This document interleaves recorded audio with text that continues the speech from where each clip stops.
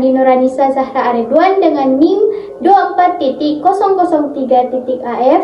Saya dari kelompok 3. Kali ini saya akan memaparkan tentang pemanenan pada fase optimum, manajemen pasca panen dan stabilitas bahan, karakterisasi mutu simplicia, dan contoh alur pembuatan kapsul dari bahan alam. Pemanenan pada fase optimum. Yang pertama ada indeks kematangan. Pemanenan dilakukan pada indeks kematangan tepat untuk mendapatkan kadar senyawa penanda atau marker tertinggi. Yang kedua ada waktu panen optimal. Waktu panen ditentukan berdasarkan bagian tanaman daun saat fotosintesis maksimal, rimpang pada masa dorman. Selanjutnya ada potensi farmakologis. Ketetapan fase panen sangat krusial terhadap potensi farmakologis dan efikasi bahan alam yang dihasilkan. Manajemen pasca panen dan stabilitas bahan. Sortasi basah dan pencucian dilakukan segera setelah panen untuk mengeliminasi benda asing serta reduksi angka mikroba secara signifikan. Proses dilakukan dengan pengeringan termostatik yaitu 40-60 derajat Celcius guna menurunkan kadar air hingga titik kritis untuk menghambat pertumbuhan jamur.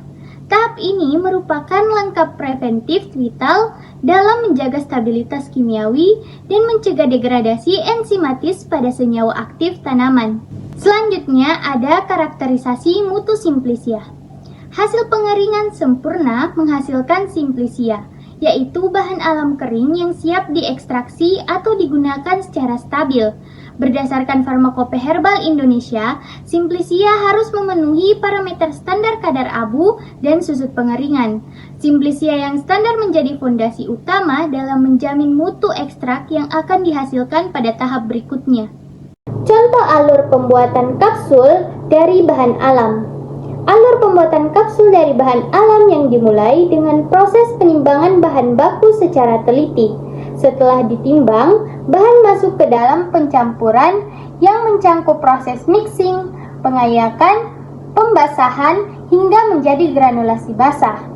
Granul ini kemudian melalui tahap granulasi kering yang melibatkan pengayakan kembali dan penghalusan untuk memastikan tekstur yang tepat sebelum dimasukkan ke dalam cangkang melalui proses pengisian kapsul.